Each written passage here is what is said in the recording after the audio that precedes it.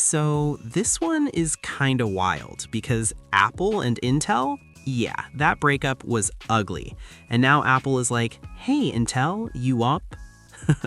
Apple is planning to bring Intel back into its iPhone chip supply chain. Not fully, not like before, but enough to make everyone go, wait, what? Let me break this down in very simple human language, no tech headache, no robot voice.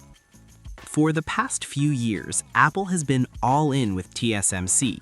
TSMC makes almost all Apple chips, iPhone chips, Mac chips, iPad chips. Basically, if it has an Apple logo and a brain, TSMC made it, and Apple was very happy with that. Intel?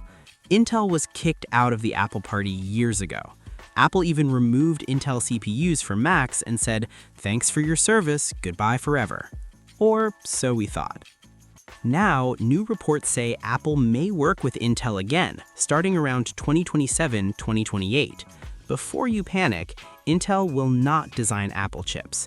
Apple still designs everything. Intel's job is simple, just build the chip, don't think, don't mess it up. Apple might let Intel manufacture some parts of future iPhone chips, possibly A21 or A22 chips using Intel's new 14A process. Most of the chip will still be made by TSMC. So no, Apple is not dumping TSMC. This is more like Apple saying, I want a backup plan. So the big question is, why would Apple go back to Intel? Because Apple is playing defense mode right now. First reason, supply chain safety. Right now, the world is messy. Politics, trade wars, chip shortages, AI eating all the chips like Pac-Man.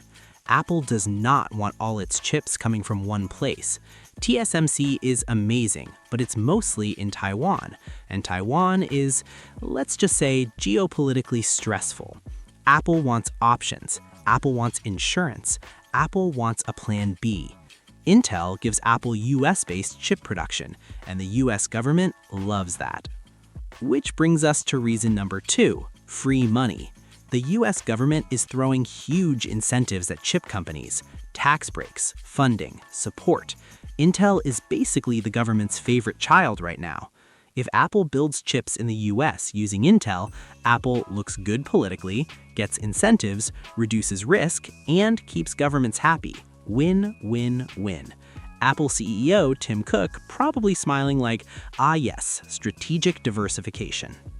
Third reason, AI is changing everything. AI servers are eating up chip capacity like crazy. Big companies are fighting for advanced nodes, factory space, production time. Apple doesn't want to fight everyone at TSMC, so spreading production across multiple factories makes sense. Think of it like this. If one kitchen is too busy, Apple opens another kitchen. Intel is that second kitchen. Now here's where it gets even more interesting. This Intel comeback might not stop at iPhones. According to analyst Min-Chi Kuo, Intel could also make M-series chips for Macs and iPads. Yes, Mac chips, the same Macs that Apple moved away from Intel CPUs. Irony level, maximum. Intel could start making M-series chips using Intel's 18A node as early as 2027. Again, Intel only builds it. Apple designs everything. Intel is basically becoming a very expensive 3D printer. Now, let's talk about the awkward history here. Apple and Intel didn't break up nicely. Around 2020, Apple got tired of Intel's problems, delays, heat issues, power problems. A former Intel engineer even said the Skylake architecture had abnormally bad quality. That's engineer talk for, yeah, that chip was kinda trash. MacBooks were getting hot, fans were screaming, battery life was sad. Apple said, nope, we can do better. And then Apple Silicon was born. M1, M2, M3, and suddenly Macs were fast, cool, and quiet. Intel watched this like, wow. So why trust Intel again? Because this time Intel is not in charge. No design decisions, no architecture choices, no performance promises, just manufacturing. And Intel is trying very hard to prove itself right now. New factories, new processes, new roadmap, big government support. Intel needs Apple. Apple does not need Intel, but Apple likes options. Another important detail, this is not like the old Intel partnership. Back then, Intel chips equals Intel design plus Intel manufacturing. Now, Apple design plus Intel manufacturing. Huge difference. Apple stays in control, Intel just follows instructions, like a very powerful intern. Timeline check: 2027, Intel may start making some M-series chips. 2028, Intel's 18A process could make parts of Apple A-series chips. This is long-term planning. Apple is thinking 5 to 10 years ahead, like always. So what does this mean for you? Honestly, probably nothing you'll notice. Your iPhone will still be fast, have great battery life, run hot games, and destroy your storage with videos. But behind the scenes, Apple will be safer, more flexible, and less dependent on one supplier. And that's very Apple. They don't make moves for today. They make moves for 2030 and beyond.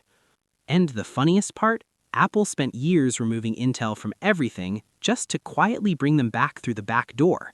Not as a star, not as a hero, but as a factory worker. That's cold, but smart. Classic Apple move.